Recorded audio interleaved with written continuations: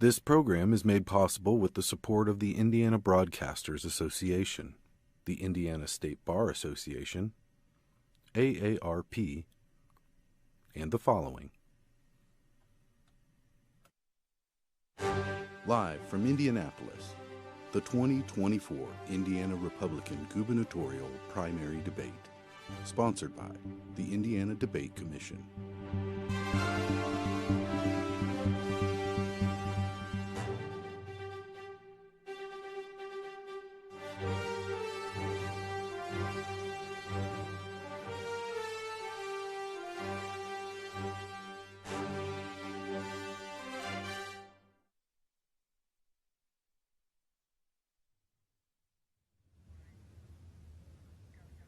Good evening and welcome to the Indiana Debate Commission's 2024 primary debate for governor, broadcast live from Hine Hall Auditorium on the campus of IUPUI. This event is the final formal debate of the 2024 primary season, the final opportunity for Hoosier voters to hear from the Republicans vying to succeed Governor Eric Holcomb, who is barred by Indiana's Constitution from seeking a third consecutive term. Of course, the winner of the May 7 Republican gubernatorial primary will advance to November's general election. I am your moderator, John Schwantes, the host of WFYI Public Media's Indiana Lawmakers Program, the state's longest-running public affairs show.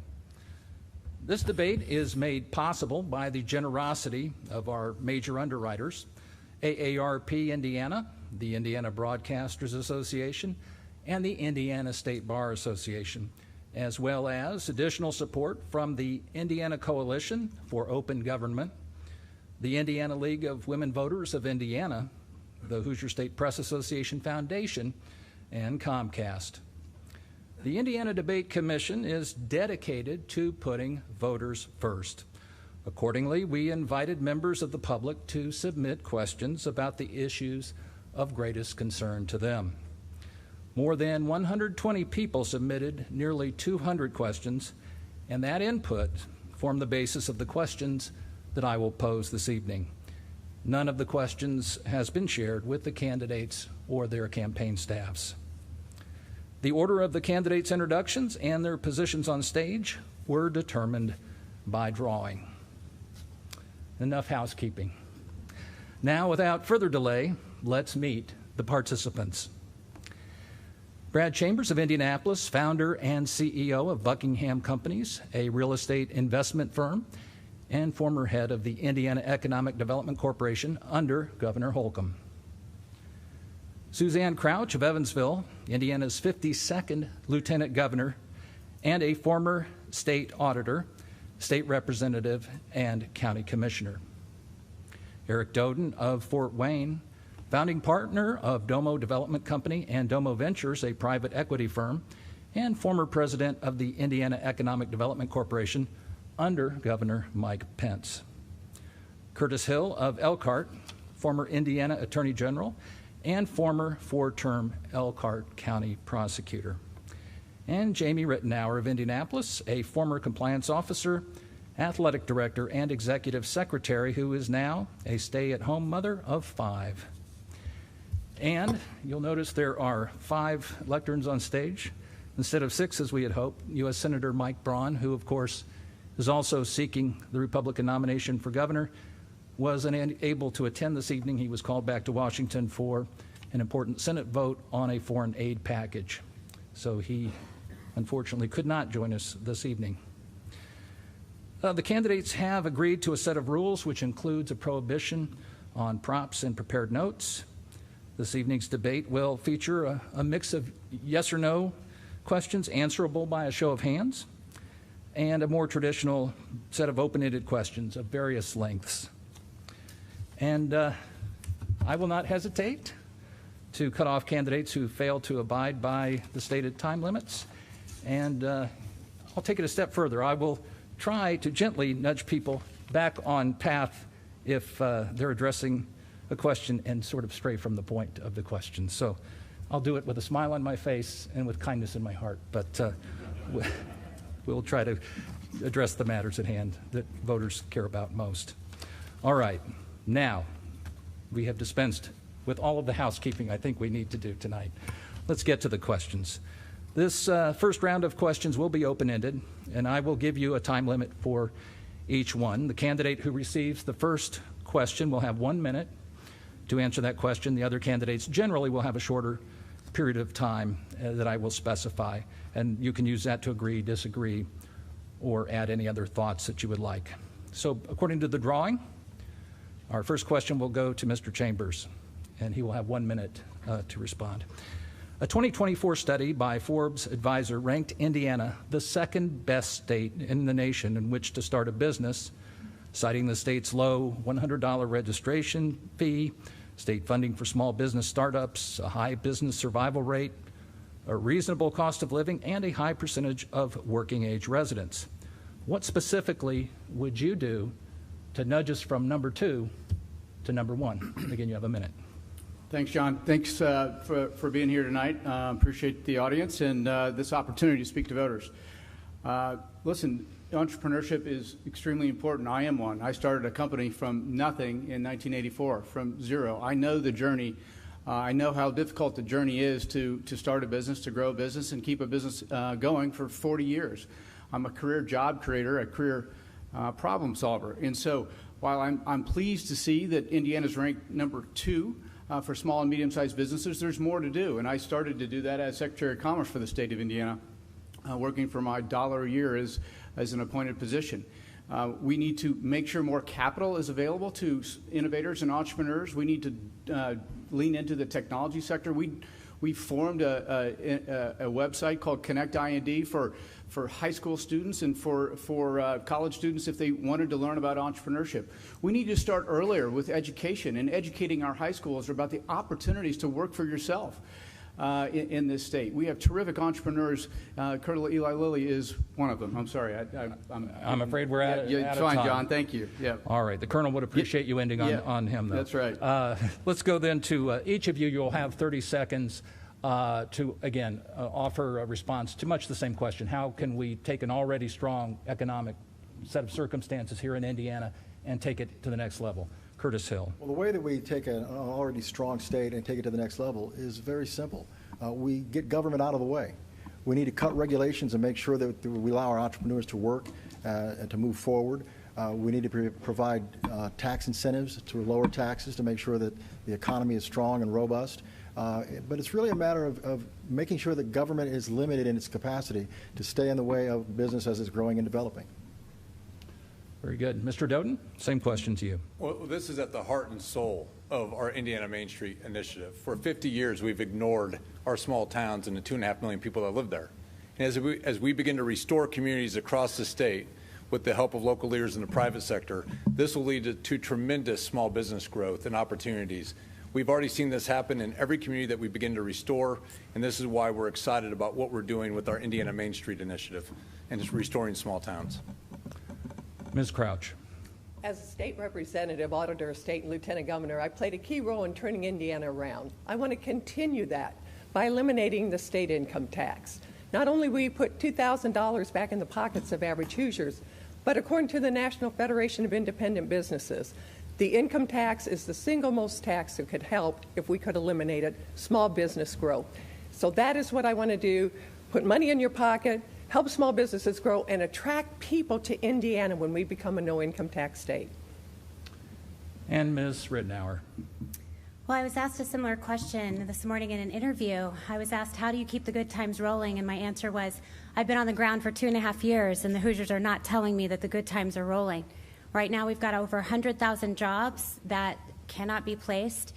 We have small businesses that are looking for employees. And so what I say is that every senior that graduates in the state of Indiana should be doing an apprenticeship before they graduate. We want to make sure that our seniors, our next generation, are taken care of. That's not easy to do in a state where education is failing, but Indiana goodness will bring that to Hoosiers. Very good. We'll go on to another question, and we will return to the order. I think I may have inadvertently botched the order in which you were before. So, how do we rebut if we want to have a tag on or a rebuttal? I'll tell you what. because I'm a kind, generous person, and I'm going to look at you to keep you on track with this aforementioned smile. 15 seconds. Go ahead. No, I'm not asking. I'm just asking the process by which. I don't have a rebuttal right now, but in the future, I'm sure to have a rebuttal. All right. Now you have that ace in the hole. Very good. All right. Will you call me, or do I raise my hand? Well, it's not a classroom, but a raising of the hand would be good. That's and certainly if somebody mentions you or calls you out on a policy, I will make sure that you are given the time to talk to that. All right. So the order has been restored, and we will continue now with a question to Mr. Hill. Some businesses have voiced concerns that Indiana's social policies in areas such as abortion and LGBTQ rights might hurt our convention business and our ability to attract and retain talent needed to grow Indiana's economy. How do you respond to these concerns? And you have a minute to do that. Well, I think we need to understand what kind of a state we live in. We are a state that's involved about families. We want to make sure that our families are at the center of what we do here in the state. Economic development and economic growth is a wonderful opportunity for us, but not at the cost of who we are as Hoosiers. We were the first state to have a firm pro-life position, banning abortion. Businesses know when they come into this state that's what to expect. So we don't change who we are to be attractive to the outside world. We need to maintain our standards. We need to be the type of state that's welcoming to families, welcoming to businesses, and doing the best job that we can to move our agenda forward. And we will continue with additional responses from the remainder of the candidates here. 30 seconds apiece. We'll go to Mr. Doden. Your response about social policies and any possible impact they might have on our economic development. Well, I think, I've made this clear. I'm ardently pro-life. I think what people are looking for are leaders of conviction. And I'm ardently pro-life. I think it's a human rights issue. I think it's also a religious issue. But we're also doing creative things like zero-cost adoption, where you have an adoption fund that will help parents not only pay for adoption, but the aftercare. And, these are policies. If you look at our policies, that you should go look at our website at dodenforindiana.com. We have them all in writing, and they've all been improved by people like you. These are policies that everyone can agree with and get behind. Ms. Crouch? We are a culturally conservative state, but one of the things we have to do a better job of is telling the authentic story of Indiana. I head up the Indiana Destination Development Corporation, and while our neighboring states have spent anywhere from $20 to $60 million a year telling their story, we have historically spent $2 million. We now have additional resources to tell that authentic story of Indiana. Ms. Rittenauer. Indiana, the Conservative Party has done a poor job of talking about the reality that we're in a moral crisis in our country right now.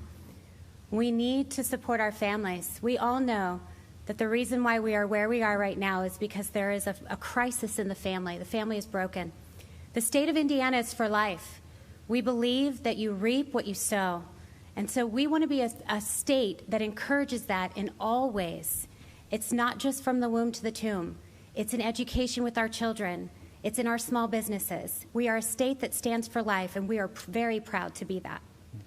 And Mr. Chambers. I believe we need to keep families at the center of our everyday lives. I believe we need to keep education at the center of our everyday lives. I believe we need to continue to build on quality of life for all Hoosiers, for our kids and our grandkids to build their lives in Indiana. And I believe we need to have economic opportunity for everybody to build their lives in Indiana and continue to lean into the Midwest values and the conservative values of the state. Very good. Our next question goes to Mr. Doden. As I mentioned in the introduction, a few moments ago, I pointed out that you, of course, headed the Economic Development Corporation under Governor Pence. What role would the IEDC play in your administration, and how do you respond to critics who argue that the IEDC interferes with free enterprise, that it lacks transparency, favors certain regions, and essentially is able to pick economic winners and losers? 1 minute. Yeah, I've been very clear on this, that the IDC should not be spending billions of dollars of taxpayer money buying land in one county and then discover we have a water problem and then taking water and resources from a smaller community to central Indiana. This is just inappropriate behavior. What the IDC was under our leadership was a place that businesses could come from all over the state, to get help dealing with the bureaucracy of government. And that is the role that the IEDC will play under my leadership. I do not believe that the IEDC should be the LEAP Economic Development Corporation. It should be the Indiana Economic Development Corporation. And that is the kind of focus we're going to have with the IEDC. But we still need, businesses need help all over the state. You know, people call us all the time and said, I'm having a difficult time getting a permit. I'm having a difficult time getting this information. And that is the proper function of the IEDC, and that's the role it will play under my leadership. Very good. Ms. Crouch? As governor, I'll flip the script on economic development. We will empower our local and regional economic development organizations so we can have true collaboration and partnership. That's how we are able to grow our economy. But also eliminating the state income tax puts money into Hoosiers' pockets. It helps small businesses grow, and then it attracts workers to Indiana. Ms. Rittenauer? The Indiana Economic Development Corporation is not what Hoosiers want in the state of Indiana. They want to be able to know where their property tax money is going. Actually, what they want is no property tax. They want to be able to know why we put a whale of a company in the middle of a desert-like situation where it's going to take $2 billion to get the water to it, which, again, they do not want this. The Indiana Economic Development Corporation also has a regional office in China. With billion-dollar companies comes billions of strings. We have to be very aware that when these companies come into our state, they are also bringing all of their lobbyists and all of their ideology. We need to rebuild Indiana. There are many vacant buildings in our state that we can occupy. We do not have to expand. We can rebuild, which will save taxpayer money. Very good. And Mr. Chambers, I'm glad you asked me earlier about how you get rebuttal time. You may want to use it. We may need to get a bigger clock. Several people here certainly talked about the IEDC during your leadership. Yeah. You oversaw that agency, certainly under Eric Holcomb's administration, and in fact, we're in place when the LEAP project took shape. Yeah. Weigh in on that. A couple people have not referred to you by name, but certainly that's an agency that you oversaw. John, it's a terrific contrast between career politics and small thinking and big thinking that's going to put more money in Hoosiers' pockets. Under my leadership, for $1 a year, I stepped away from my business for $1 a year. We grew the economy by $51 billion in 2 years, and those are high-wage jobs. Wages in Indiana are below U.S. average. That's unacceptable to me. We went out and solved that, bringing in $51 billion worth of high-wage jobs, transforming communities all over the state, from Kokomo to St. Joe County to Allen County to Vigo County. So, to say that it doesn't have a role, we are competing against Ohio and China and North Carolina, and we're either going to win or we're not going to win. But they will take those jobs if we don't want them in Indiana, to keep our kids and our grandkids here, to keep the kids that are graduating for Purdue. Do I got time?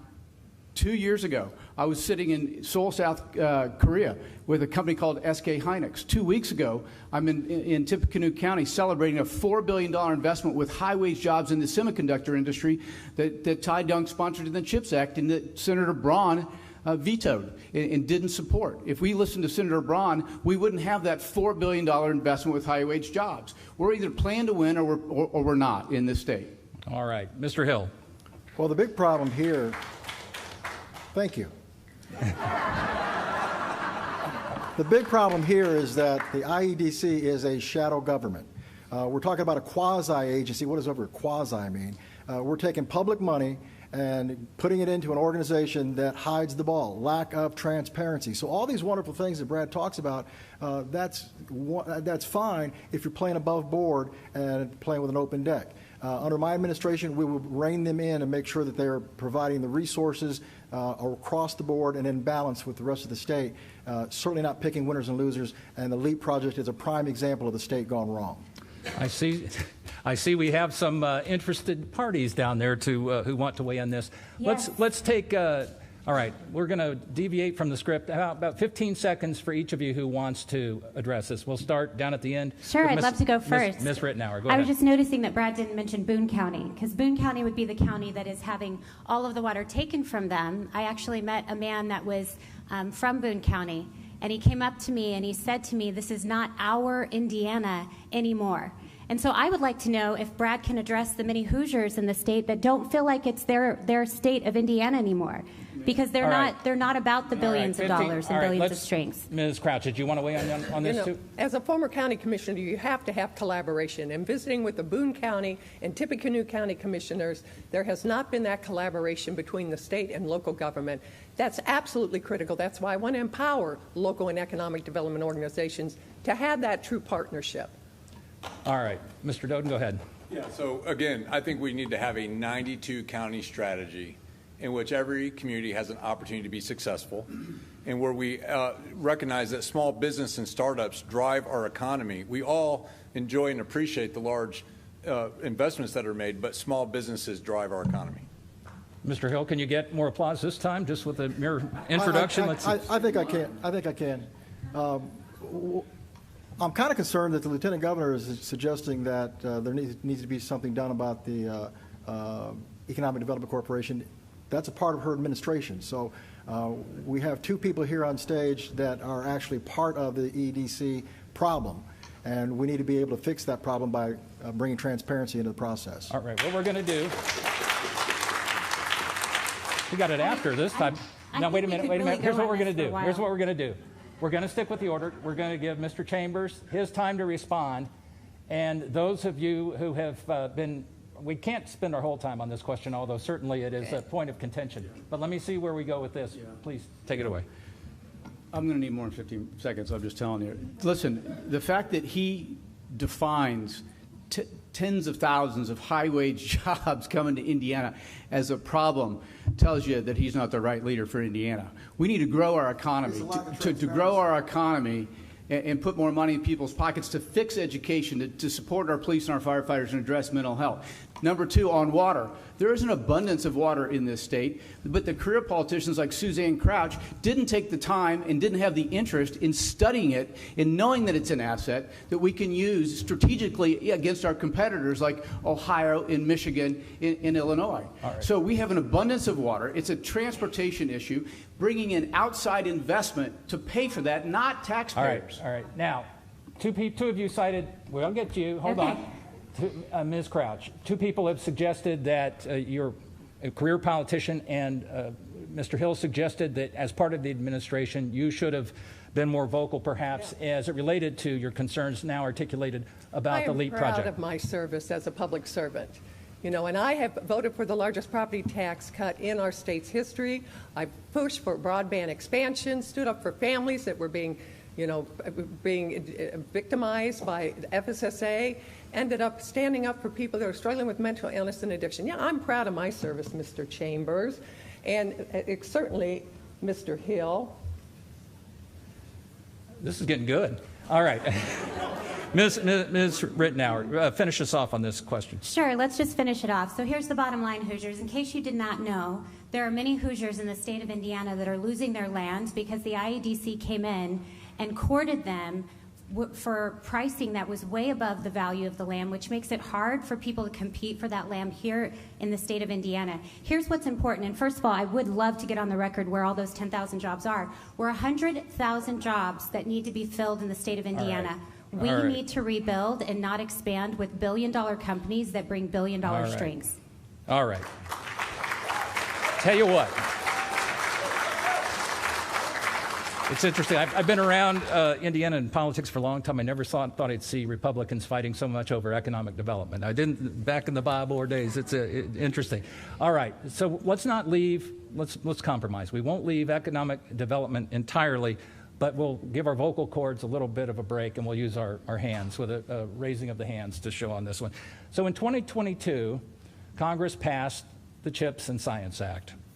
This law, which of course was co-authored by Indiana Senator Todd Young, co-authored with Chuck Schumer, authorized $280 billion in new funding for domestic research and manufacturing in the high-tech sector.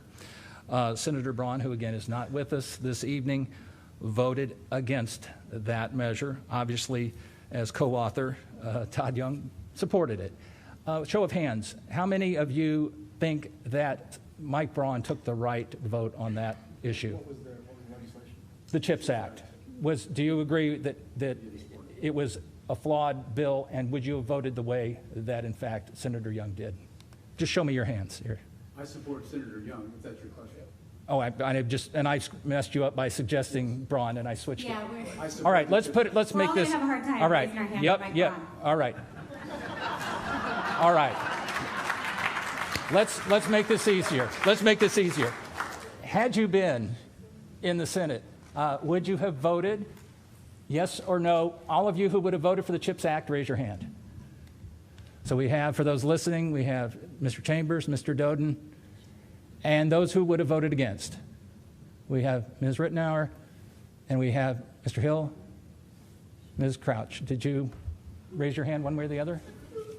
You know, I would vote against it based upon what I know. But, you know, I was talking about hypothetical questions. I'm not sure that's what we're here to discuss. Well, there's not much hypothetical, though, about the notion of plants that are opening in a high-tech sector, which many states across the country are benefiting. I just had a question on that. No, we're not going to have questions at this okay, point. no Sorry. questions. No, I asked the questions. Sorry. Okay. Remember, I said I'd be kind and gentle. Don't right. don't push me.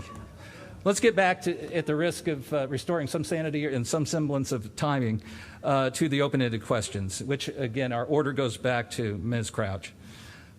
Indiana currently has one of the lowest income tax rates in the country among states that actually charge an income tax, and soon will have the lowest rate in the nation. Yet you wish to eliminate the income tax entirely, as you pointed out in your opening statement.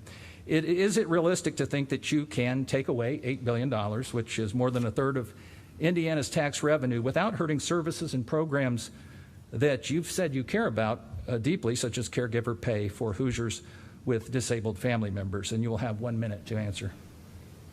You know, I'm one to lead the fight to eliminate the state income tax. I travel Indiana. Hoosiers are struggling today due to the high cost of living, inflation, and Bidenomics. We can put thousands of dollars back into their pockets every year. Now, my opponents will scream bloody murder and say we can't do it. But that money's yours, not theirs, and you will always spend it more wisely than the government. And so it has to be phased in. It can't happen overnight. We have to have triggers in place to protect against economic downturns. But as former Vice Chair of the House Ways and Means Committee, as former Auditor of State, we can absolutely do it. We do it by limiting government growth. We do it by ending wasteful government spending. And we do it by finding efficiencies in government. When we do, we give you money back, which you'll put into the economy, which grows our revenues. We end up allowing small businesses to grow and prosper, and then we attract people to Indiana. And today, where are they moving to?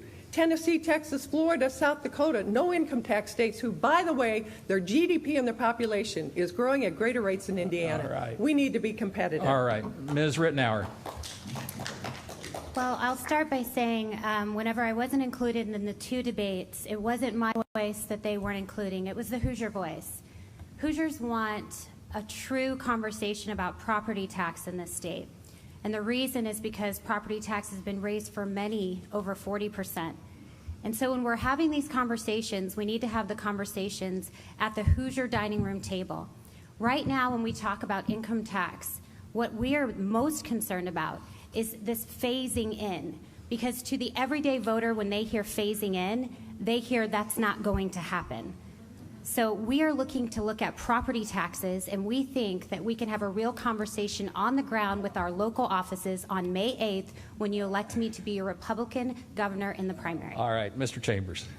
Yeah, this is a political talking point if there ever was one. She has not articulated a plan to cut $12 billion out of our budget, number one. She tweeted 2 weeks ago that vote for me and it'll be the last time you pay income taxes. So that's inconsistent with this phasing in concept she's got. She's not told us how much she's going to have to cut from education or public safety or police or mental health or health care or quality of life of initiatives. I go around the state and not a Hoosier that I've met believes that this is doable. Very good. Mr. Hill. Well, the income tax, the tax proposal is a gimmick. It's not realistic. But what we can really offer are some solutions to our tax situation. We've got the Mike Brown gas tax. That was the biggest tax that we put in the state's Indiana history. And it's not the only big tax that Mike has. The CARES Act is the largest tax increase in the history of mankind, $4 trillion. And he's responsible for that as well. So we need to take a comprehensive approach at what we look at for reducing taxes and providing a fair process for taxation in this state. Mr. Doden. Well, right now the General Assembly is studying, how we can properly reduce in a responsible way the income tax. But the most important thing I hear from voters all over the state of Indiana, especially our seniors, is property taxes and the fact that our seniors are at risk of losing their homes because of the rising cost of property taxes, and that's just wrong. That's why we're proposing that we'll freeze property taxes for seniors, giving them surety, and then make sure that we reduce the rate of growth, and that we'll have to work with the General Assembly, but that's what we're going to focus on. All right. Since you have been, the suggestion is you have unleashed a gimmick here on Hoosier voters. Let's give you at least 15 seconds to answer those accusations. Well, I'm talking about a tax cut, not a tax replacement. And if my opponents understood the legislative process, they would also understand that it can end for certain Hoosiers. And in addition to that, we also have to understand that it's not going to happen overnight. And by the way, we've been phasing it in. We were at 3.4%. Today we're at 3.1%. In 2027, we're going to 2.9%. Let's just keep going that direction. When we have excess surplus in revenues, put it towards eliminating the income tax. We can get there, helping Hoosiers, small businesses, attracting people to Indiana. All right. And I'm not here to represent Mike Braun, but I will just say I've heard enough of his talking points at the debates. When we talk about the CARES Act, he said every member of Congress essentially voted for that. And for as far as the infrastructure, the gas. Him a follower, not a leader. Well, the gas with good company. And he would point out that on the notion of the gas tax, it was important to keep the crossroads of America in terms of. For not speaking for Mike Braun, you're doing a pretty good job of it. Well, that's the. Earned applause. That's good. All right. Let's before, and this goes to you, Ms. Rittenauer, before we leave the subject of taxes, many voters submitted questions to the debate commission asking about rising property taxes. One, a resident of Brownsburg, asks, considering the way house values have skyrocketed over the last few years and the resulting increases in property taxes, what are you going to do to protect homeowners? And you'll have a minute. Hoosiers, this is a really difficult question.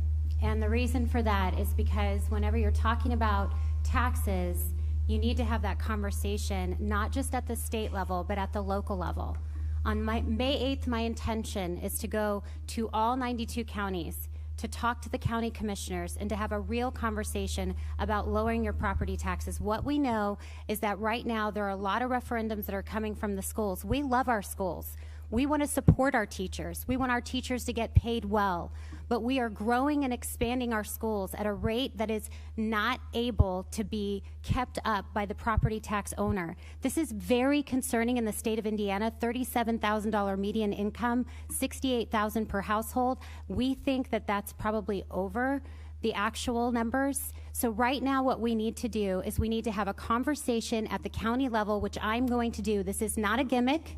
And I would really exhort you to think about who is running for governor and what they're doing with your money, because somebody lost $1 billion on the stage, and that probably also should be a concern. Got to stop you right there. All right, Mr. Chambers, 30 seconds to answer the question. Well, lower taxes is always the goal. I do believe property taxes need to be addressed. I would look at the assessments. They're different from county to county. People don't understand them. So simplify the assessment process and make them uniform across the state to the extent we can do that. Create consistency and understanding for people, and create some opportunities for seniors not to get kicked out of their house and have portability of the built-in gains they have. Listen, Suzanne Crouch and Mike Braun, in their 50 years of combined service, public service, have raised taxes 50 times, and she's not credible on cutting taxes, with specifically 7 times cutting taxes in her term as in the legislature. So property taxes need to be focused on. I have a plan for it, and it is a priority. Hard to squeeze 50 years into 15 seconds, but let's try to stick to that. Mr. Hill. You ready for me? Yes, please. Go ahead. 30 seconds, I should say. Property tax is certainly a concern by a lot of people, but depending on where you go, so are income taxes and so are sales tax. We need to have a comprehensive approach. This isn't a gimmick. It's not a solution, a quick fix. We need to have a long-term plan for how to move forward. The problem is with the assessed values. The assessed values in every community are different. We need to work a strategy where the state works with the locals to come up with a good program so that we can manage our property taxes in an efficient, fair way, particularly as it pertains to young people and seniors. Mr. Doden, what are you going to do about property taxes? Yeah, that's exactly the foundation of our plan. So what we've seen is growth of property taxes by 15% a year, in some cases multiple years in a row. And that is very hard to plan for if you're on a fixed income. That's why we're proposing that we'd freeze it for seniors, but we'd also, basically the growth would only be allowed to be about 5% a year under our plan, which makes it easier for people in their budgets to plan. So that is the foundation of our plan for how we help people with property tax issue that's raging right now across the state. And Ms. Crouch. You know, as a state representative, I voted for the largest property tax cut in our state's history, and I'm certainly open to that. And my opponents are entitled to their own opinions, but they're not entitled to their own facts. And as a state representative, I cut taxes a dozen times, and that's why I want to continue to cut taxes and eliminate the state income tax, putting money into your pockets, helping small businesses grow, attracting people to Indiana. All right. We are going to give those arms another chance to flex. Not to the point you need Tommy John surgery or anything, but we're going to see if we can, again, rest the vocal cords and maybe go with this. So more rapid fire questions, if we want to call them that.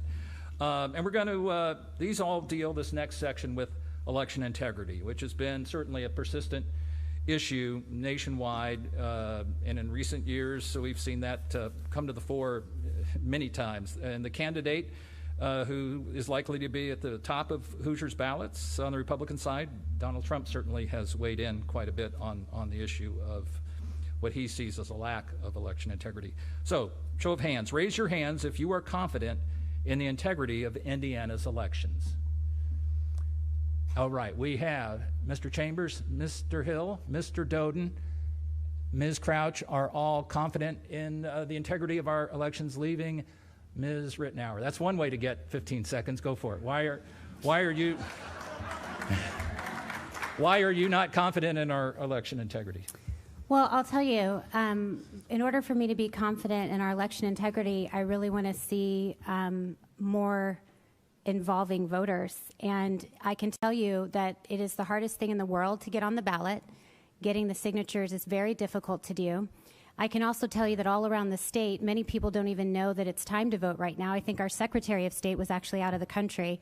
Right. So I just think it's wise for us to be paying attention to how much attention is going on the voting process before we give it a rating. Let's try one more. Again, show of hands. A significant number of Republicans in Indiana, certainly, and elsewhere, agree with President Trump's claim that the 2020 election was stolen. Raise your hand if you agree that the election was stolen.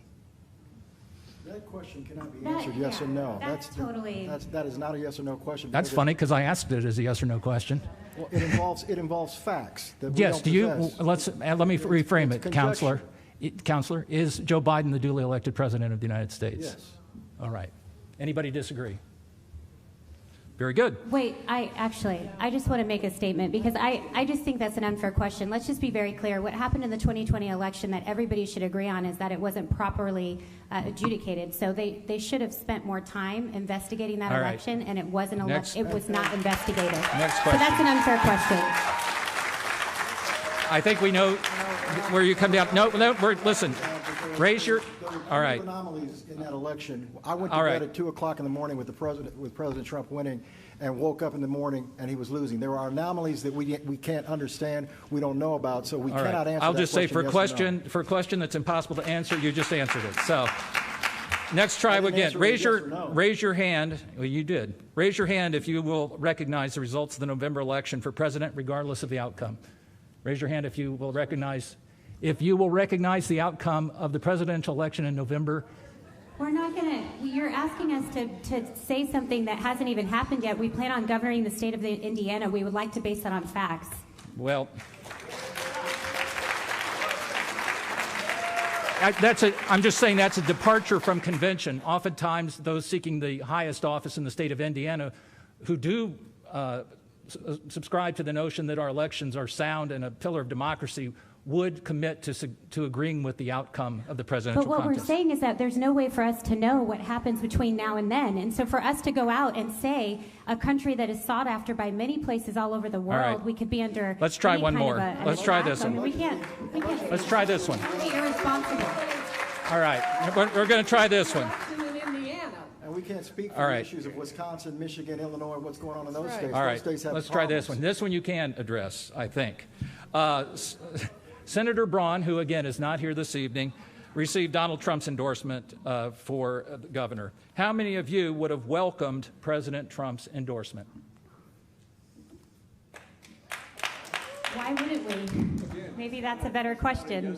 Yeah, I'm not here to tell you whether you should or shouldn't. I'm just asking you the question. You all would have It seems like you're really trying to set us up and cause division in our party, and we don't appreciate it. Ms. Rittenauer, I think the party is doing quite capably on its own, creating some division. We're focused on all right. for the people of Indiana. All right. Who's endorsing us? We're going to move on to the next open-ended question. This goes to Mr. Hill. I do appreciate the vigor, by the way. The U.S. Supreme Court heard oral arguments this week in a case that could decide whether government can criminalize homelessness. Do you support laws ticketing or arresting people who sleep outdoors in public spaces? I'll give you a minute to respond to that, Mr. Hill. I support communities having laws that prohibit camping and participating in the public in areas of housing. I think that communities can move homelessness, and homelessness is an issue that's not about homelessness or housing as much as it is about mental illness and drug addiction. So we need to be able to provide shelters for people who require shelters, but we also need to make sure that we remove dangerous situations from our streets. And people living in the streets is bad for them, it's bad for the rest of us, and I support communities being able to eradicate that process with compassion, but doing so in a manner that keeps us safe and clean and our communities open. All right, Mr. Doden, before you do, let me just say I appreciate your enthusiasm for the various candidates, but it takes away from the time that we have for the questions, so please be mindful of that. Mr. Doden. Well, this is at the heart of our capital zone proposal, where we want to have people feel safe and be safe in our downtown Indianapolis, where we've invested a lot of money as taxpayers. But we also want to make sure we have resources to help people overcome addiction and be restored to their families, be restored to their community. And we're going to work with the private sector and local 501c3s to make sure that we have the resources to help people overcome their addiction. And that's going to be an important part of what I do as governor in the state of Indiana. Ms. Crouch, should government have the opportunity to arrest or ticket the homeless? You know, the bigger issue here is mental illness and addiction, and I'm the only candidate that says it'll be a top priority for me. We've seen a 20% increase in anxiety and depression among our population since COVID, but a 60% increase among young people.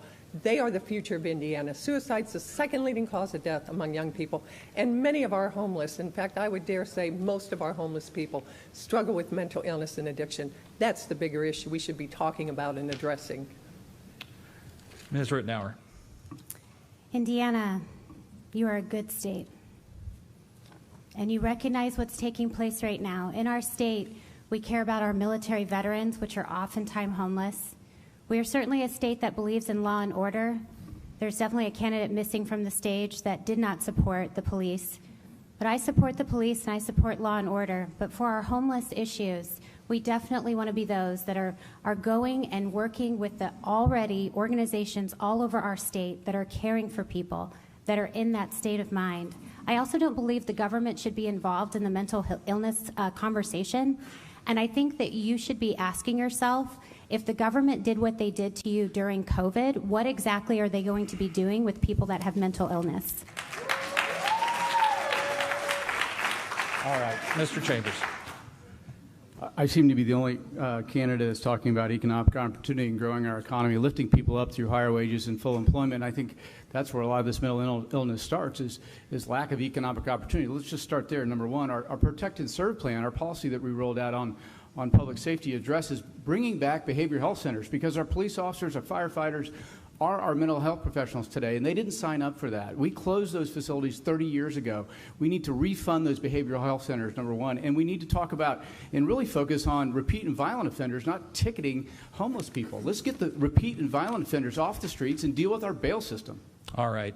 And thank you all. And again, I would ask that you refrain from applause. You can smother them with hugs and kisses as soon as this is over and have pep rallies should you desire. But back to the questions at hand, and this goes to Mr. Doden. Why are school test scores and graduation rates stagnating in Indiana? What innovative ideas do you have to change that and make improvements? 1 minute, please. Yeah, well, we have a constitutional obligation and a moral obligation to do the best job we can to educate our kids. And that's why I'm for parental choice. I think it's been very good for us to give parents choice. Every kid is different. We had different kids in our family that had different needs. That's why I'm a big fan of vouchers and competition. Even our public school administrators will tell me behind closed doors that this has helped make them better. But we also have a teacher investment program. We're going to invest in our teachers. We have a teacher crisis, especially in our small towns. And this teacher investment program goes right to the teachers. It's their income tax and property tax free. It's about a $5,000 pay raise for the average teacher. And then we're going to fund early childhood education. We have $1 billion coming due from good fiscal management. We put a stake in the ground and said it is just inappropriate for us to even allow or think about that we get people to the third grade, kids to the third grade and can't read. Let's solve that earlier, and let's make sure that we invest in the future of our kids. That's one of the most important things that we'll do. Ms. Crouch. I want to create a lifetime education system focused on 4 R's: reading, writing, arithmetic, and reasoning. We will teach our children how to think, not what to think. And I want to take the 5 agencies that deal with education and workforce training and put them into one, where now everyone's on the same page, the same software system, focused on making sure that our children are prepared for that next step upon graduation, whether it's enlistment, employment, enrollment, or apprenticeship. Ms. Rittenauer. Indiana, there's an educational crisis taking place in this state. Nobody has been talking about it for the last 2.5 years, but I have. I've selected as my head of education Paige Miller. She has 30 years experience in the classroom and her master's in administration. K through 5, we're going to restore the focus on academics, unlike what was set up here on stage. There is a heavy focus on CRT and SEL that is taking up classroom time. We want to make sure that we bring trade back in our 7th and 8th grade. We want to bring in the private sector to talk to our 6th graders about how technology and AI is affecting their profession. We are ready to step up and become the training capital of the United States of America. That is who Hoosiers are. That is Indiana goodness. All right. Mr. Chambers, your education strategy. Thank you. This is our biggest challenge and our biggest opportunity. Our educational system is very backwards looking. It needs to be pointed forward into a modern economy, teaching kids to be ready for a modern economy. 20% of our kids can't read going in from 3rd grade to 4th grade. We have a literacy problem in 2024 in Indiana. That's unacceptable. 65% of our kids can't pass an iLearn math test graduating 6th grade. That's unacceptable. We are not preparing our kids for economic prosperity in the future. We need to make education individualized to the kid. Kids learn differently today than they did 20 or 30 years ago. We need to make sure that our educational system is parent-centered. We're focused on trades in 7th grade, and we need to get more money to teachers and less to buildings and administrative costs. Mr. Hill. We need to have an education system that's free of federal entanglements. And while I support choice and vouchers, the reality is we don't have much of a choice when our options are some of the failing schools that we have in the state of Indiana. We need to make sure that we go back to the basics, reading, writing, and arithmetic, and we need to add civics, and we need to have high academic standards as we're moving forward. My wife is a teacher. My 5 children were products of public education. We understand what's necessary. We need to have parental responsibility along with parental rights in terms of education so that we have partnership between teachers and parents moving their children's education forward. If I may just follow up, when you're talking about entanglements, and I know you've used that phrase at most of the debates where you all have met, are you suggesting you would not take federal funding? I would urge local schools to quit taking the federal dollars that are tied with federal programs, et cetera. The federal government acts like a crack dealer. They dangle money out in front of you, and then you have to ride their programs. I asked the superintendent once, how much of your budget is federal dollars, and he said 7%. How much of what you do is pertaining to maintaining or attracting that 7%? Over 50% of what they do is tied to those federal dollars. If we get rid of the federal dollars, local schools have the ability to direct their own ability moving forward with their own educational programs. Anybody else think that the federal government's an educational crack dealer? Ms. Rittenauer. Yes, the federal government, the Department of Education, is constantly dipping its hands into the state, and then we're obligated to do whatever they're asking us to do, which in this case is programs like CRT and SEL. But we also want to take into consideration consideration that as everyone up on stage who has worked currently with the current administration is complaining about our scores, they were focused on the IEDC while our children were failing in school. That is unacceptable. Does anyone else want to weigh in on federal education? Ms. Crouch. Yeah, I don't think we should take money, federal money, that has strings attached that run contrary to who we are and what we believe in as Hoosiers. And so as governor, I'll make sure that my Department of Education and the Superintendent of Public Instruction does not take that kind of money that has the strings attached, that puts us in a direction that is different from our values and what we believe. In fairness, anyone else want to weigh on? All right. All right, let's move on to the next question. This is for Ms. Crouch. As you pointed out, you have served in both the executive and legislative branches. Certainly you held office at the county level as well. And you've headed several agencies in your role as lieutenant governor. At the same time, you said there's room to make government more efficient. We've talked a lot about audits and so forth. Can you name one state agency that you would downsize or eliminate, and tell us why? Just about all of them. Elimination or downsizing? We have both. You know, one of the things that we want to do is totally modernize. You won't be governor government. over much of a, if you're do all of them. Want to totally modernize state government. Being able to take our 100 boards, agencies, and commissions and get them down to a more manageable size. But we want to remove rules and regulations that add to the cost of doing business and don't make sense. And then in addition to that, we want to have outside independent audits so we can determine how we can do a better job and how we can do it more cost effectively and efficiently. We will realize cost savings that then we can put towards new programs. We aren't the only state doing this. Iowa is doing this, and they have projected with their reorganization of their state government, they will realize $215 million of savings over 4 years. We are 5 times the size of Iowa. So yes, we modernize, we totally reorganize, we will realize cost savings that then can be put towards new programs and new services for Hoosiers, and give you your money back. All right, Ms. Rittenauer. One of the programs that, one of the departments that we would be decentralizing is the Department of Equity and Inclusion, the DEI. What we would like to do is we'd like to decentralize that and put that in all of our very small towns all over the state of Indiana that really want to be included. And we would like to change then that name to a better citizen, because we want to have a focus in our state on our Constitution and how the many immigrants that have come here lawfully need to be studying that Constitution, not to mention those that are here that are not legal, which we probably should also talk about at some point in time. But we want to definitely be those that are shrinking government, not expanding government. And so again, Hoosiers, if you want a politician, there's everybody on the left end of the stage. If you want a person for the people, I'm running for governor and I ask for your vote. Mr. Chambers, anything you would want to eliminate or downsize? John, I've been reinventing business for a living for 40 years. I've been building a company and reshaping it and building a team and addressing the challenges of an ever-changing marketplace. Suzanne Crouch, she ran the housing agency and she ran Okra and she didn't do a thing. It's been the same agency. It hasn't produced any more housing units. It hasn't had any more efficiency. So she's talking about things she's going to do, but she hasn't done the things that's right on her plate within her portfolio now. I mean, come on. You need a CEO in this state. We need somebody to run things like a business, to shrink government, to get regulation out of people's lives. That's going to take someone from outside government. It's not going to take a legislator to do that.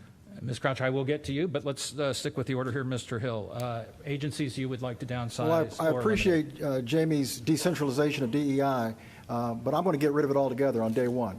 We need to eliminate diversity, equity, inclusion in our state government. Diversity is a wonderful thing, but not at the cost of excellence. Inclusion is a wonderful thing, but not at the cost of competence. And equity is a wonderful thing, but not at the cost of fairness. And along with that, we're going to take a good look at the Indiana Department of Education. There's over 250 staffers making a lot of money at the Department of Education, and you still got third graders who can't read. How about cutting that in half? We're going to get started with that as one example.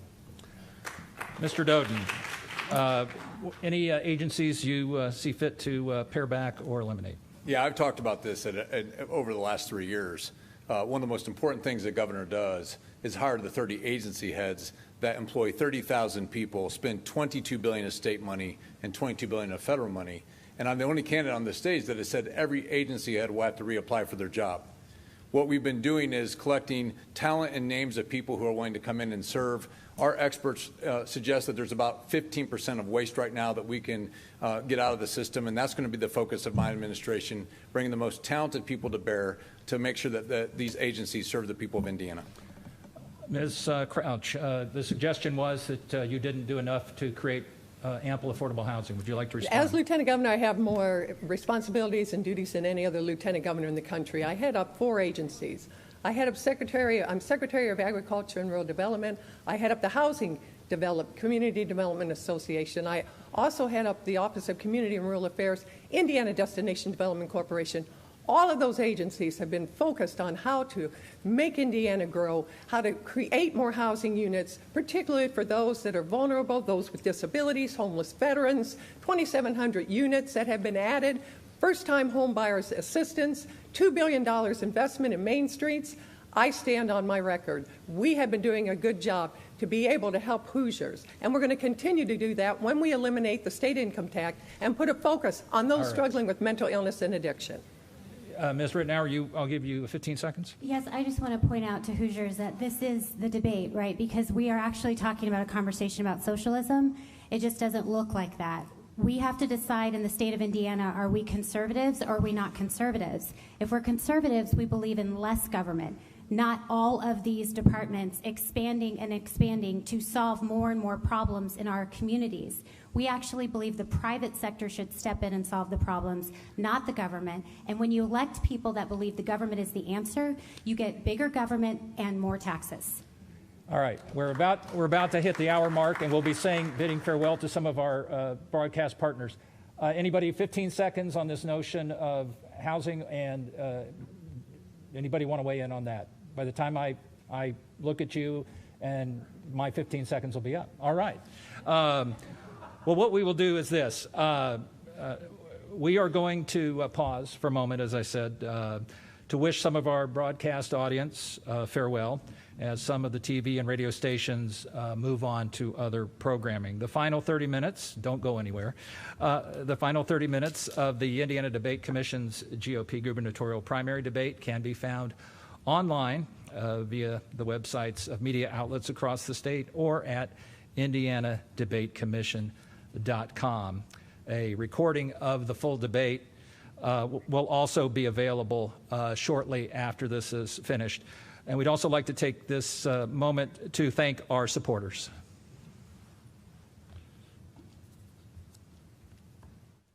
Indiana Broadcasters Association, the Indiana State Bar Association, AARP, and the following.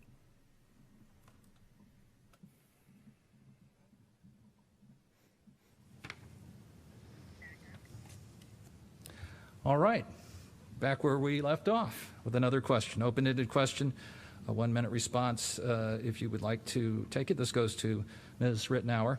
Indiana has an abortion law that bans most abortions from day 1 of pregnancy and only allows termination up to 10 weeks in cases of rape or incest, up to 20 weeks in the case of fetal anomaly, or in cases where the pregnant individual's physical health or life is at risk. Do you support current statute in Indiana, or does the ban go too far or not far enough in your mind? 1 minute. Hoosiers, I'm for life. The reason I'm for life is because I believe in the creator of life. I also believe in a concept that I know is one that you know. You reap what you sow. If you sow life, you'll reap life. Right now in the state of Indiana, we have put exceptions when it comes to abortion. And I'm not talking about the exceptions that are made, which really aren't exceptions. They're more medical decisions between 2 patients, the mother and the baby. I'm not talking about those scenarios. But we've made exceptions. If you look and see how many abortions took place in 2023 and the gestation age, you will see that it was higher than prior years.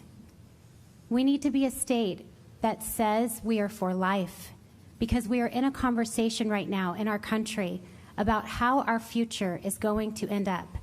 And if we want to be a country that is for goodness, we need to be a country that supports life from the very beginning all the way to the end. And so I am a candidate, a governor candidate, that is more than willing and oh so ready to have that conversation with Jennifer McCormick. I know that she's been courting governor candidates right now to do that, but we'll have that conversation after May 7th. Thank you. Mr. Chambers, is the law currently in Indiana where it should be in your view, or too stringent or not stringent enough? I'm pro-life. I believe the exceptions are important, but what I hear from Hoosiers going around the state is about property taxes. I hear about quality of life issues. I hear about education and healthcare issues, and creating an economy to lift people up, to grow families, and that's where my focus would be. Mr. Hill.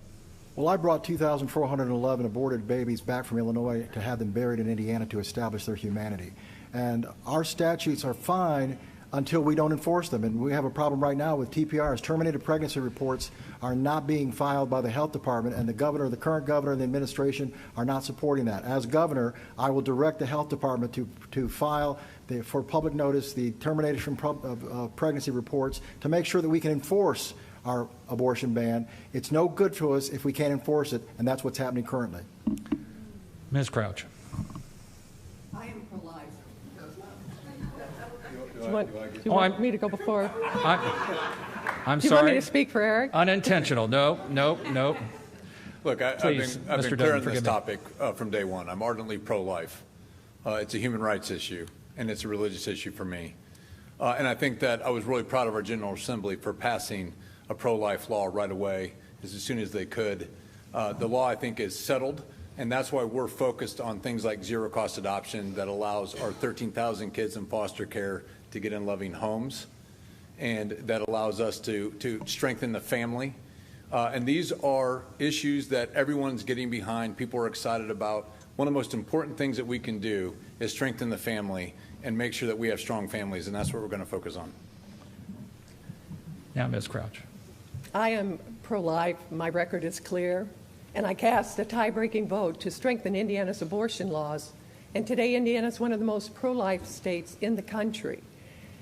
But it's equally important that we protect and save life and support those mothers and those babies. And it's why I am so proud that we have dedicated $45 million to supporting pregnant women, to supporting mothers, and to supporting those children up to 2 years of age, to be able to give them the kind of support that indicates that we protect, but we also support life at all stages. Let's stay with this subject for a moment, and maybe we can address your questions in this one. All 5 members of the current Indiana Supreme Court were appointed by Republican governors. In handing down that court's decision on Indiana's abortion law, which, as you pointed out, was one of the first and most stringent in the country, a majority of those members of the court found that Article 1, Section 1 of Indiana's Constitution does give women the right to, in cases of threat to their life and well-being, physical well-being, to, in fact, they have a right to abortion. As far as I know, that's the first time the court has staked out that particular position. Did that court, do you agree or disagree with that court? Let's do this starting with a show of hands, and I know several of you other. Do you agree with the 5 members of the Supreme Court, a majority of whom said that women have this right under certain circumstances when they're facing death or significant physical harm under Article 1, Section 1 of the Indiana Constitution? How many agree with the majority of the Indiana Supreme Court?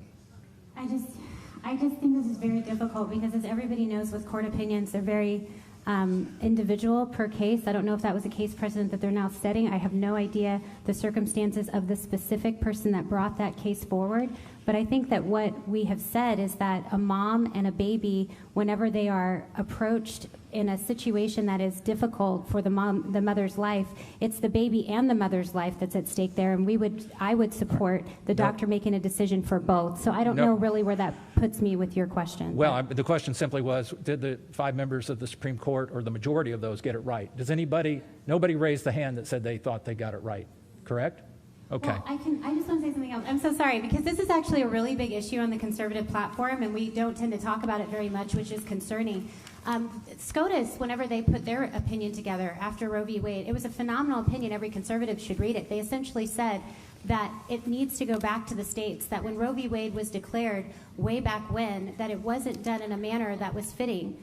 They actually talked about how at the time there was no case precedent, and that they should have looked out at the states at the time that Roe v. Wade took place, and if they had done that, they would have seen the states did not want abortion.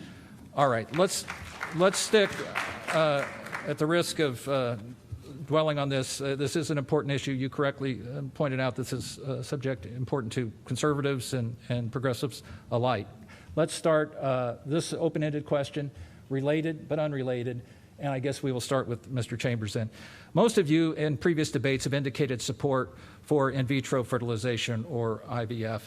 How do you reconcile your pro-life views with the fact that typically in order to create life using IVF, you generally have to destroy embryos because the process creates embryos that simply aren't going to be used? Is that tough to reconcile? Let's start with you, Mr. Chambers. First and foremost, I mean, the joy of my life has been my 28-year-old son, and I want that joy to be spread to all Hoosiers. And so I do support IVF and want it to be available to as many Hoosiers as can possibly be to grow their families, period. Let's just go right down the line. 30 seconds. I believe in a culture of life, and along with that culture of life is the opportunity for couples, loving couples who want to have children, who are not able to have children, to participate in an in vitro process. I support that moving forward. And on top of that, I want to support enforcement of our abortion ban. And what I would want to know from all of my opponents, are you willing to step up to the plate and enforce the TPRs, making sure that the health department is providing TPRs so that we can enforce the abortion? I'd like to know that, because so far I'm the only candidate that has spoken out that says we will enforce the terminated pregnancy reports to make sure that we can enforce the law. Mr. Doden. Yeah, so we're going to work with the General Assembly to protect IVF. I mean, we want families to grow. We want strong families, and that's an important part of what we're going to do. I also will make sure that all of our agencies follow the law and report what they're supposed to report in a timely fashion. That's going to be a really important part of my administration, and we've made that clear. Ms. Crouch. You know, I am pro-life. My record's clear. But as a woman and as a mother, I cannot fathom the pain that a couple or a mother goes through or woman goes through who wants so desperately to have a baby and hasn't been able to have it. So we have to wrap our arms around these women, and we have to support them and support life and give them the right to be able to bring children into this world. All right. Ms. Ritenour. I'm a firm believer in life, and I think everyone should have the opportunity to have life. I also think that it's interesting that we are talking about this specifically, noting that there's a lot of aborted fetuses that take place that are put in vaccines, and we haven't talked about that at all. And yet we are in a state that was recommending, and really even people were losing their jobs for not getting those vaccines. I would also just want to point out, to answer Curtis Hill's question, yes, I would absolutely support the transparency that we're looking for with these abortion reports. And I would further say that we are 5 candidates that are running for governor in the state of Indiana on the conservative ticket. And I think it's very fair for us to say to Governor Holcomb, we are all asking you together to support transparency and get those reports to the people. All right. Now, those reports traditionally have been under Indiana statute, as I understand it, because they contain medical information, have been redacted by the Department of Health. I was the Attorney General in the state. I was the Attorney General in the state. They were not medical records before. They're not medical records now. Any information that would be able to identify someone has been taken out of the program. So get your facts straight. My facts are merely that the DOA, Department of Health, had in fact been redacting that information. So if you have a concern, take it up with them. Mr. Chambers, different question. In what ways do you believe immigration at the southern border is affecting Indiana? A Lafayette resident wants to know, would candidates support cracking down on Hoosier businesses that employ undocumented immigrants? The border is a huge challenge, the Biden border, I call it. And if Senator Brodin wasn't in Biden's basement tonight and he's here on the stage, we talk about his failure to put up legislation to lead on anything related to the border, except going down and taking taxpayer-funded photo ops at the border. It's a challenge. A broken border, the front door's closed, the back door's flapping wide open. It's now a state problem. And so I would wear out my welcome in D.C., making sure that they understand this is now putting our guardsmen at risk, our guardsmen at risk. Senator Braun and Biden are putting our guardsmen at risk because they're doing nothing about it. We have a fentanyl problem because of a broken border. So Hoosier lives, and then you have criminals coming into our state. Hoosier lives are at risk because of D.C.'s failure. It needs to be addressed, and a governor needs to be strong on this issue, not just send guards down and fund it. We need to advocate for a strong border at a state level. Mr. Hill, would you support cracking down on Hoosier businesses that employ undocumented workers? Absolutely. Immigration is not supposed to be a state issue, but it has to be because the federal government and Senator Braun has abdicated their responsibility to making that happen. So we need to send that the patrol down to the border. I called for the National Guard, the Indiana National Guard, to go down to the state of Texas before Governor Holcomb put that forward. But step 2 is no safe haven for illegal aliens in the state of Indiana. No sanctuary cities, no businesses that under the excuse of we need labor, we're going to hire just about anybody. We can't have it both ways. We're either going to stop illegal immigration or we're going to lay down for it. I'm not laying down for anybody. Mr. Doden. Biden needs to do his job. Congress needs to do their job. And as your governor, we're going to wake up every day working hard to embarrass the federal government into better performance. That's what I can tell you we're going to do. Now, in the meantime, when they're not doing their job, then it's incumbent on us to support our governors at the border. That's why I've said we will send the National Guard to the border to help protect the border, support our governors. We're going to support our law enforcement.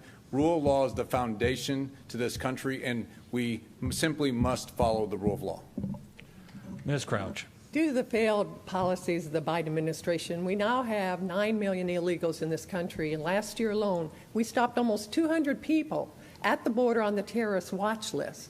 Every state is a border state, including Indiana. And so as governor, I will send National Guard down to help protect our southern borders. But I also will protect Indiana's borders, making sure that we don't get that influx of illegals that bring the deadly fentanyl, that also bring human trafficking. It's absolutely incumbent that we keep Indiana strong. That's why in 2011, as a state representative, I voted to prohibit sanctuary cities in Indiana. As governor, if they come here, we'll send them to sanctuary cities in other states.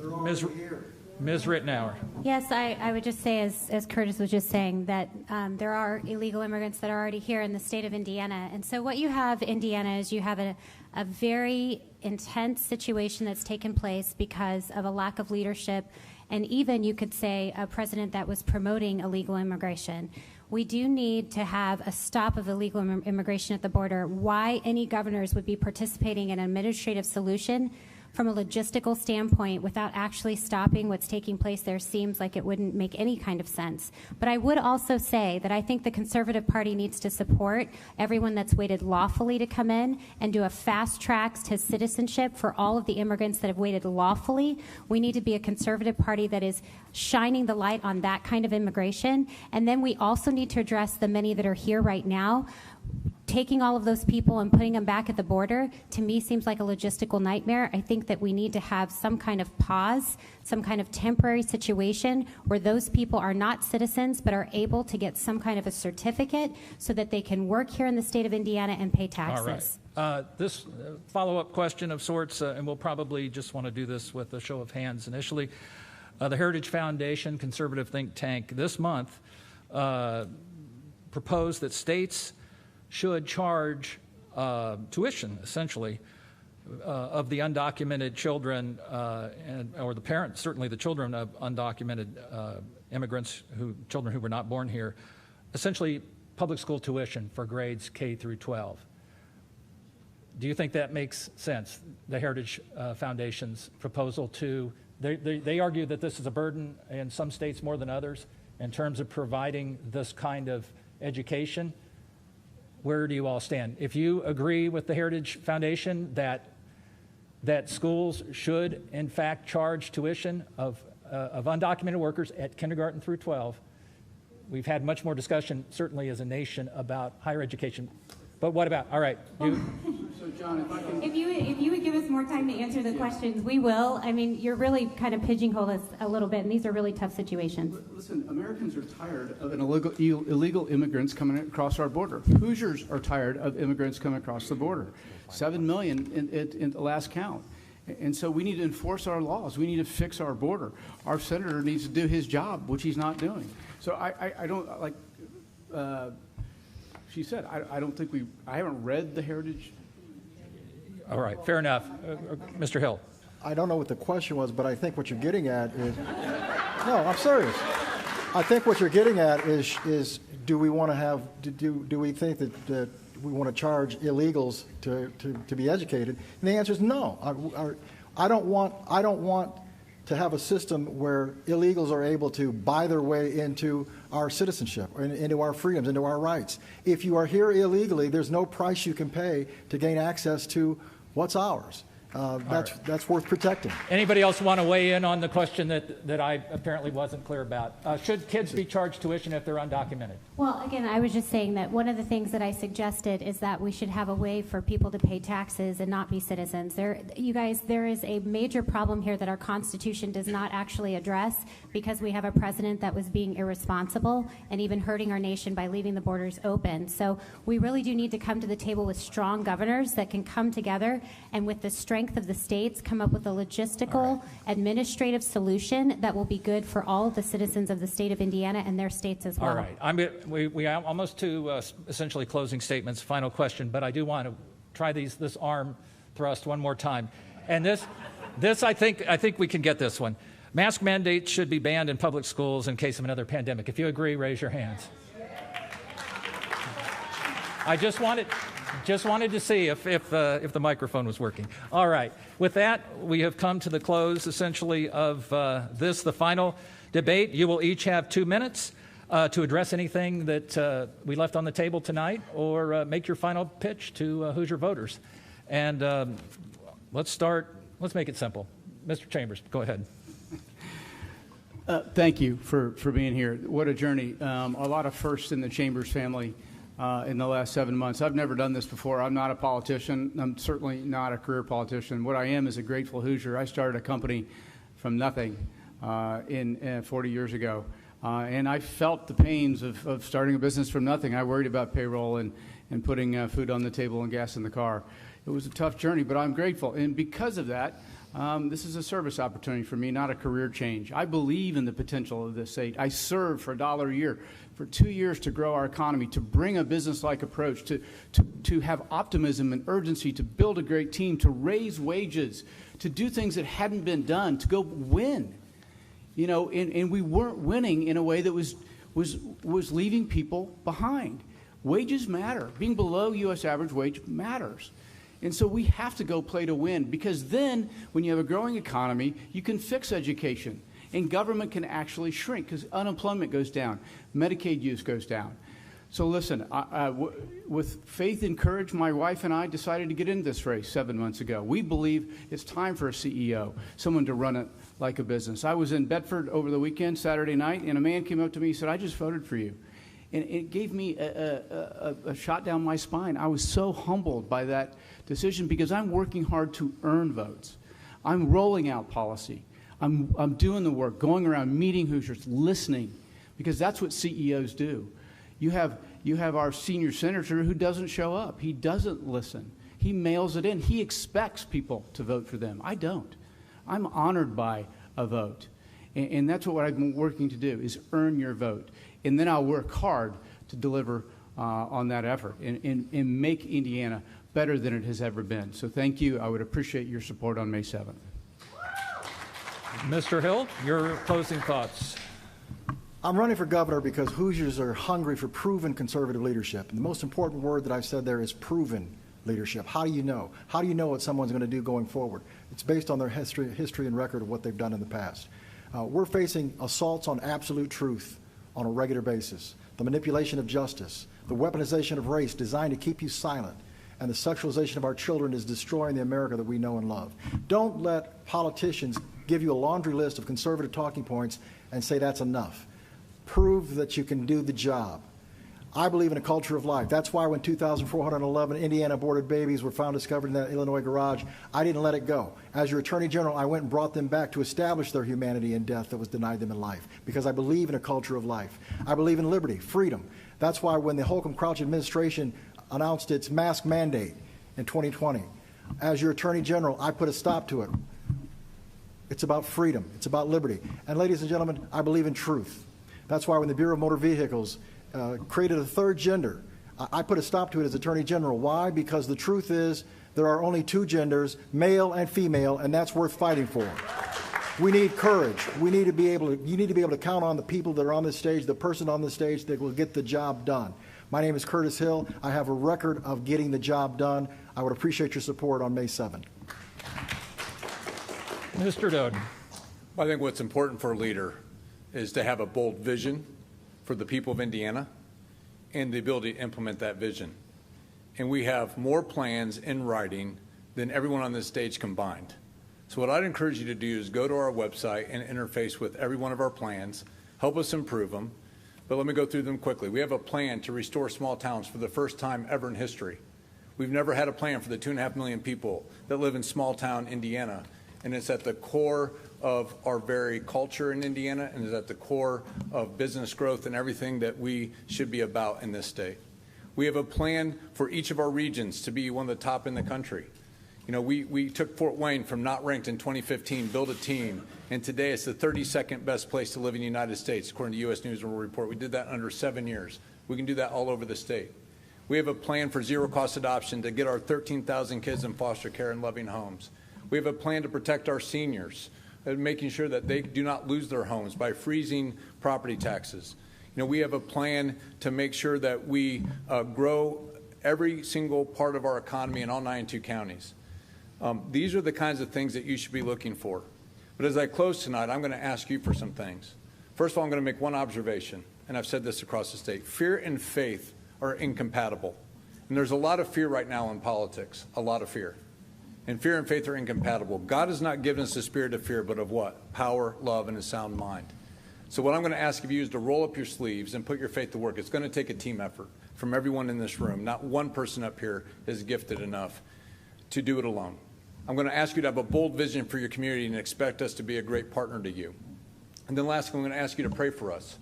Pray for safety as we travel, pray for wisdom, most importantly, and pray for a servant's heart. Thank you. Ms. Crouch.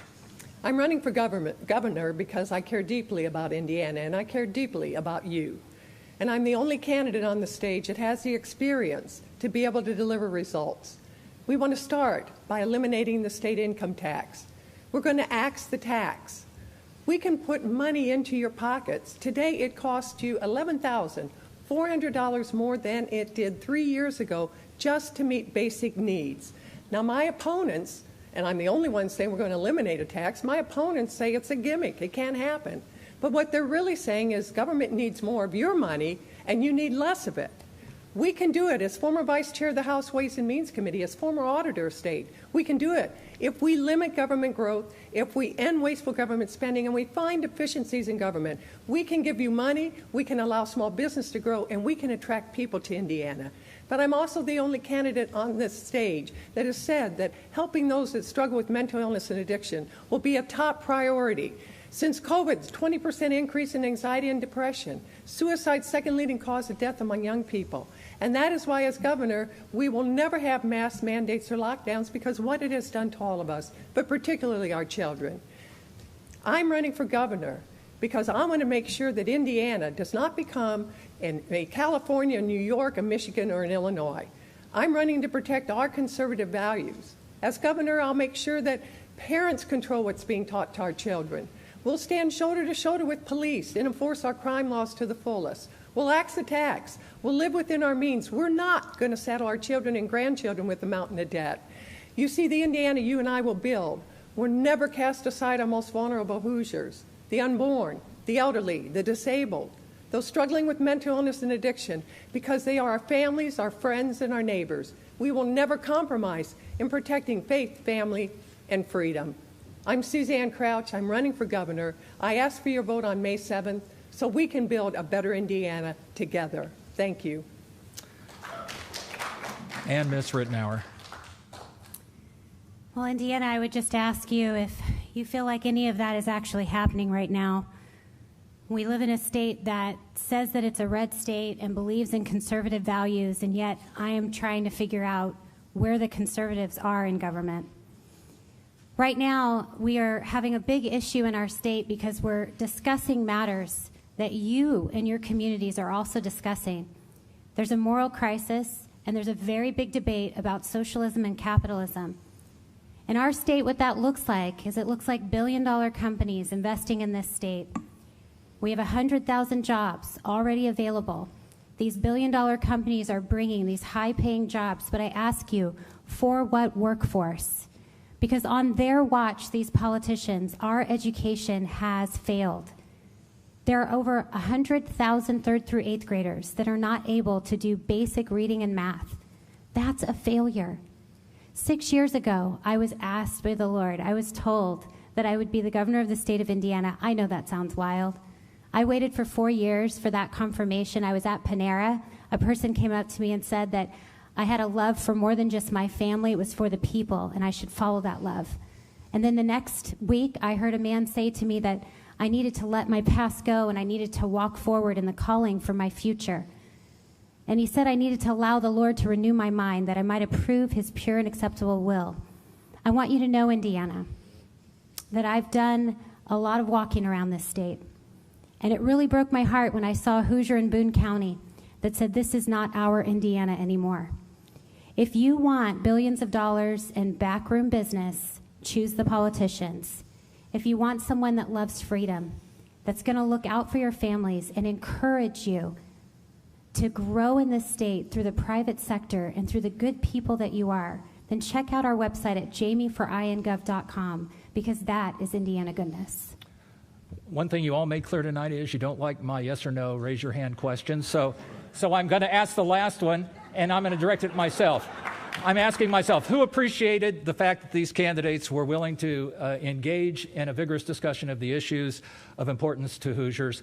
I'll raise my hand. I appreciate you all for doing that.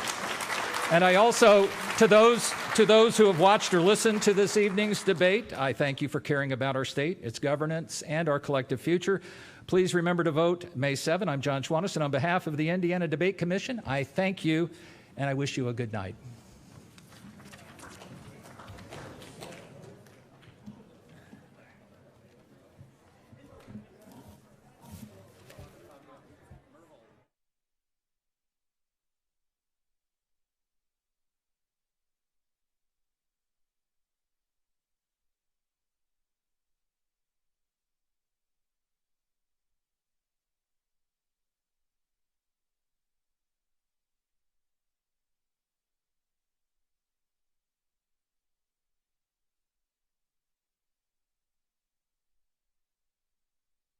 This program is made possible with the support of the Indiana Broadcasters Association, the Indiana State Bar Association, AARP, and the following.